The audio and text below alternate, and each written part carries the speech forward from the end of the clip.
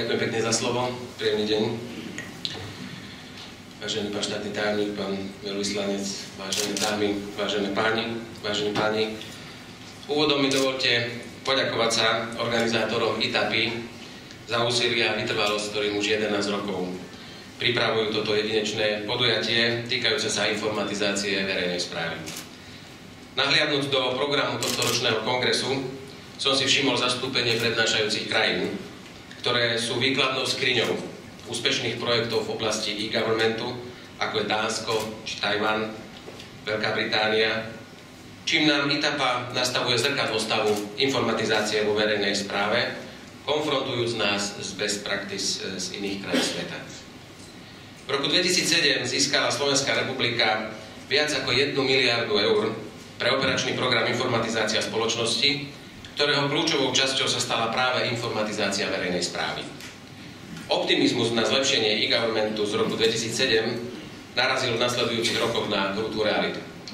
Projekty informatizácie sa stali predmetom ako politického, tak i obchodného súperenia, čoho dôsledkom sa stalo reálne ohrozenie samotného čerpania prostriedkov Európskej únie. Preto kľúčovou prioritou druhej vlády Roberta Fica sa stala priorita reštartovania efektívneho čerpania prostriedkov aj operačného programu informatizácie spoločnosti. V apríli tohto roku, v čase, keď sme prebrali politickú zodpovednosť za riadenie našej krajiny, bola verejne známa informácia o riziku prepadnutia finančných prostriedkov Európskej únie alokovaných v rámci operačného programu Informatizácia spoločnosti vo výške viac ako 120 miliónov eur. Boli sme nútení v extrémne krátkom čase prijať všetky potrebné opatrenia na eliminovanie tohto stavu. Dnes môžem konštatovať, že nám zostáva v rámci prioritnej osy 1 zabezpečiť do konca roka dočerpanie už len 30 miliónov eur z prostriedkov, ktoré boli ohrozené nenávratným prepadnutím v rámci operačného programu.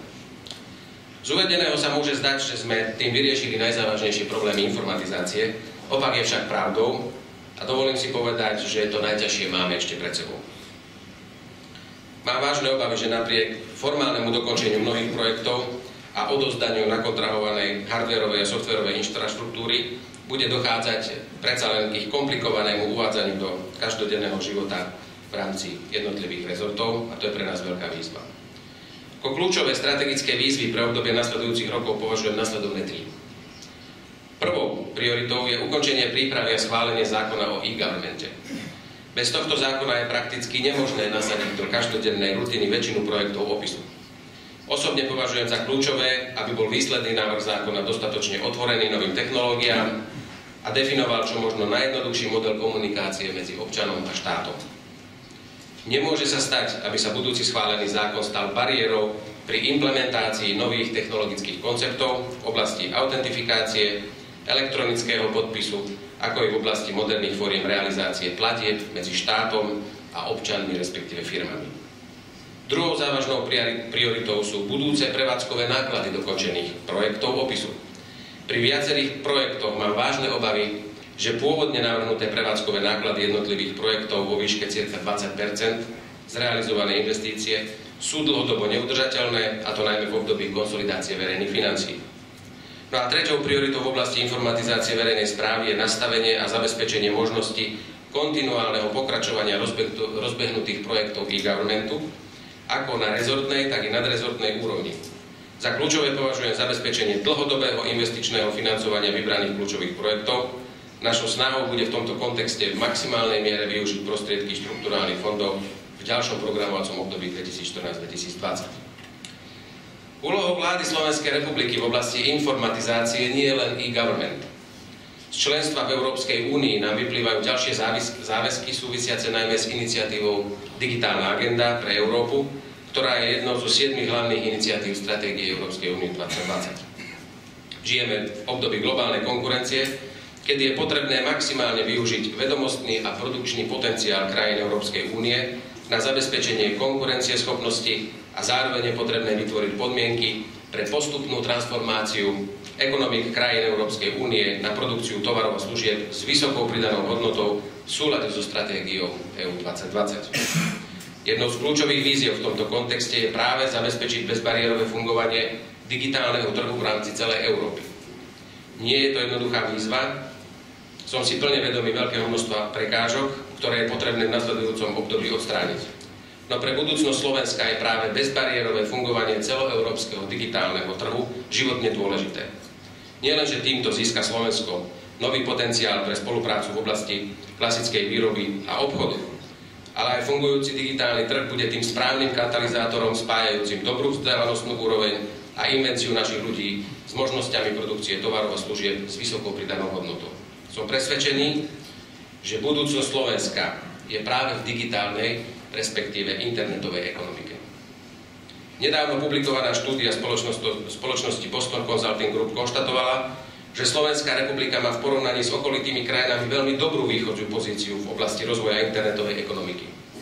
Už v súčasnosti predstavuje veľkosť internetovej ekonomiky 3,3% hrubého domáceho produktu a očakávaný rast v rokoch 2013 až 2016 je odhadovaný na 12% ročne. Samotná štúdia nazýva Slovensko ale aj krajinou kontrastov. Na jednej strane je Slovensko krajinou vzdelaných a invenčných ľudí, využívajúcich pomerne dobre dostupnú širokopásmovú konektivitu. Na druhej strane existuje viacero prekážok, ktoré je nutné v nasledujúcom období odstrániť. Prekážky v rozvoji digitálnej ekonomiky na Slovensku sa pritom prelínajú s kľúčovými prioritami digitálnej agendy pre Európu. Je našou strategickou prioritou na ministerstve financií, ktoré je zodpovedné za informatizáciu spoločnosti v Slovenskej republike, tak ako i mojou osobnou prioritou z pozície digitálneho lídra Slovenskej republiky v maximálnej miere eliminovať bariéry rozvoja digitálneho trhu, ako na národnej, tak i na celoeurópskej úrovni. V rámci plnenia programu Digitálna agenda pre Európu považujem z pozície digitálneho lídra pre Slovensko potrebné zamerať sa na dva hlavné strategické ciele pre nasledujúce obdobie. Tým prvým cieľom je oblasť informatizácie verejnej správy, druhým cieľom je podpora rozvoja inovácií s cieľom zabezpečiť transformáciu ekonomiky na produkciu s vyššou pridanou hodnotou. Naplnenie tohto cieľa je nevyhnutné na dlhodobé udržanie ekonomického rastu, posilnenie konkurencieschopnosti a zabezpečenie udržania zamestnanosti v Slovenskej republike. Na dosiahnutie uvedeného cieľa sme identifikovali viaceré oblasti, ktoré tvoria priority pre oblasť naplnenia digitálnej agendy. Oblasť zvýšenia kvality a efektivity verejných služieb. Prioritou je pokračovať v procese informatizácie verejnej správy s cieľom nielen zabezpečiť plnohodnotnú elektronickú komunikáciu medzi štátom a občanom, respektíve firmami, ale taktiež maximálne zefektívniť fungovanie implementovaných IT systémov v štáte. Veľkú výzvu v tomto kontexte predstavuje pre nás oblasť Government Cloudu, od zavedenia ktorého očakávame výrazné úspory na strane prevádzkových nákladov. Ďalšou oblasťou je oblasť dostupnosti elektronickej komunikácie. Napriek nadpriemernému v porovnaní s krajinami OECD využívaniu širokopásmového pripojenia do internetu na optickej infraštruktúre má Slovensko pomerne rozsiahle, najmä rurálne oblasti, kde je nutné zaviesť, respektíve navýšiť možnosti pripojenia sa do internetu. Bez naplnenia tohto cieľa hrozí výrazná regionálna disparita s fatálnymi dôsledkami pre rozvoj životnej úrovne v nasledujúcich rokoch. Veľmi závažnou je oblasť digitálnej bezpečnosti. Rozširuje sa nová forma kriminality, tzv. Počítačová kriminalita, ktorá siaha od zneužívania detí až po krádeže identity občanov. Súčasné celoeurópske štatistiky uvádzajú, že takmer 60% firiem bolo vystavených pokusom, respektíve útokom s cieľom narušiť integritu ich IT systémov. Dôvera v elektronické prostredie, respektíve internetová bezpečnosť je pritom kľúčovou oblasťou rozvoja komunikácie medzi štátom a občanmi, ako v rámci medzinárodnej, tak i národnej výmeny tovarov a služieb. Stačí zmieniť otázky štandardizovanej a bezpečnej elektronickej identity, elektronického podpisu a elektronických platieb, nehovoriac o nevyhnutnosti eliminovať obrovské straty, ktoré vznikajú v oblasti ochrany duševného vlastníctva. Oblasť vzdelávania. Sme si vedomi výrazných nedostatkov v oblasti vzdelávania. Technológie, ktorými dnes školstvo disponuje, respektíve nové technológie, ktoré prichádzajú, to sú tablety a podobne, nenachádzajú ešte plnohodnotné využitie vo vyučovacom procese. Taktiež nám hrozí v oblasti využívania informačných technológií výrazná veková disparita, kedy napriek existencii možnosti efektívnej elektronickej komunikácie nebude schopná pomerne veľká časť staršej populácie tieto možnosti využiť. Až 40% Európanov nemá základné počítačové zručnosti, čím sa táto skupina obyvateľov stáva výrazne menej konkurencieschopnými na trhu práce. Na druhej strane bude v roku 2015 v oblasti infokomunikačných technológií voľných cirka 700 000 pracovných miest, ktoré nebude možné kvôli nedostatočnej kvalifikácii uchádzačov v rámci EÚ obsadiť. Ďalšou oblasťou je oblasť podpory inovácií v oblasti IKT. Je to snáď najvýznamnejšia oblasť, v ktorej zaostávame v celoeurópskom priemere. Predstavuje to oblasť podpory rozvoja inovácií. Slovensko je malá, exportne orientovaná krajina, bez nerastných surovín, existenčne závislá na pripravenosti transformovať svoju ekonomiku na produkciu tovarov a služieb s vyššou pridanou hodnotou. Na jednej strane som hrdý na veľké množstvo vzdelaných a inovatívnych ľudí, na druhej strane musím žiaľ konštatovať, že Slovensko trestuhodne nevyužívalo tento jedinečný ľudský potenciál. Úspech v ktorejkoľvek oblasti, digitálnu agendu nevynímajúc, závisí najmä od ľudí, ktorými sa človek obklopí. V súčasnosti vedieme rokovania s ľuďmi, ktorých sme oslovili s ponukou na účasť v novovytvorenom odbornom poradnom orgáne pre oblasť naplnenia programu digitálnej agendy a verím, že s podporou angažovaného a kreatívneho tímu maximalizujeme umenie možného v oblasti naplnenia cieľov digitálnej agendy v Slovenskej republike. Vážené dámy, vážení páni, je našou povinnosťou zabezpečiť lepšiu budúcnosť pre nasledujúce generácie. Je aj mojou osobnou prioritou, aby sme spoločným úsilím zabezpečili trvale udržateľný rast životnej úrovne obyvateľov krajín Európskej únie a s ohľadom na zachovanie unikátneho prírodného bohatstva jednotlivých regiónov. Efektívna a moderná verejná správa, využívajúca najmodernejšie infokomunikačné technológie a zároveň jednotný digitálny trh bez bariér naprieč krajinami Európskej únie sú tými kľúčovými predpokladmi na naplnenie tohto cieľa. Pevne verím, že už v krátkej dobe sa zaradíme k tým krajinám, ktoré dnes prezentujú svoje úspechy v oblasti e-governmentu na medzinárodnej úrovni. Záverom vám želám z tohto miesta podnetný a inšpiratívny priebeh celého dnešného i zajtrajšieho rokovacieho dňa.